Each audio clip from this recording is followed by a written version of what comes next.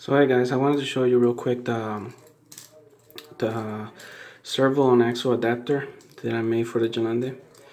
As you can see probably there, that's what the adapter actually is. Comes from one side to the other. It's pretty thick. It's got that angle at the top, which you'll have to cut that little piece off the servo up the top so it matches that angle, and that's so that it doesn't crash into the chassis itself. This adapter forces you to have to move the bar, the hose, the upper links. You have to move it from the center to the back hole on the axles, and then the adapter takes up the front and middle. Because you're moving the upper links back that little bit, you have to make a hole about that same distance forward on the lower links. So you just add another hole. It kind of lines up almost with what the rear looks like. It's about 5 millimeters forward. Just kind of follow the line of the chassis. Drill a hole, and that's where that goes. As you can see, now the servo being in the axle, whenever you move one way or the other, it doesn't matter if you're articulating or not. It's always going to follow whatever the servo tells her to do. So it has nothing to do with whether the chassis is, tilted or not. So that gives you a little bit better response on your steering, and it just takes you to wherever you really want to go. You do have to make a little link to connect it, because the one that comes from the servo originally, because the servo was flipped this way, it has the mounting holes facing the same way. So obviously that's not going to work with this, because this one is facing that way and one is facing that way. So you do have to make your own little link for that. When using this adapter, you could still use the plate that comes with the ESC. You just flip it backwards, so you have a lot of room to mount whatever it is you want to mount in there. I'm thinking the best way to use this is to get a winch and just put that winch in there, and that way you could come out through the front and actually have a winch on the Gelande, and it's not going to take up any room from the body itself. And I think it's a really good spot to have that winch in there, unless you want to put your electronics there or a bigger battery there to get the weight forward. I went ahead and went to a 350 milliamp hour battery just because it fits so nicely here in the back.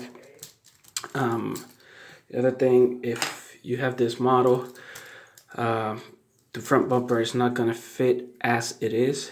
You're going to have to trim this piece right here so that it actually does connect to the front here, because the servo arm is not going to clear this whole piece right here. So this has to go. Now, if you were to do that, obviously you're missing your 2 points to mount your body. So you're going to have to come up with a way to fix that issue. A lot of people just use magnets. So, however you want to do it, that's one way to go. Let's see, the main reason why I made it to where you have to move the upper links back is that if you kept those in place and I was to make this adapter hold the servo a little bit forward so that you could have those upper links in the original position, the servo itself would pass in front of what the tires are. So that's an issue. This right here doesn't have to be this way. I just put that little nut there so that it gives it a little bit extra strength, but in reality you don't have to make it go past what the servo arm is. So if I was to make it with the upper links to the original position, this servo will stick out more than what the tires stick out, and then that will be an issue when you're trying to climb. So it will stick right around here, and you were going to come to a wall. You couldn't have the front tires pull you up that wall, because that servo would just drag on the wall and the tires wouldn't be able to grab unless you kind of went tilted, and then that makes your whole rig kind of tilt to the side. So if you just wanted to go straight up on the wall to kind of go over it, the servo would have been on your way in the way. So that's the reason why I put that lower that upper control arms, upper links in the back hole and not the original one. So it's not really a big issue as long as you drill this hole, because once you drill this hole, everything gets into alignment again. It gives you a little bit longer wheelbase, but it's only by 5 millimeters.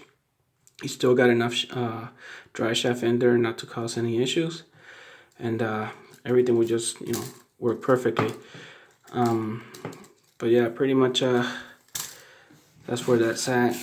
So you can see, doesn't matter if you mess with the chassis, steering is still gonna be as accurate as it needs to be. Of course, you could always get a better servo, but that's the only reason why you would want to go with this. Have that servo on the axle just to be able to get better steering, more accurate steering when you're trying to climb over stuff, instead of having it on the chassis to where it'll turn and kind of mess up your steering.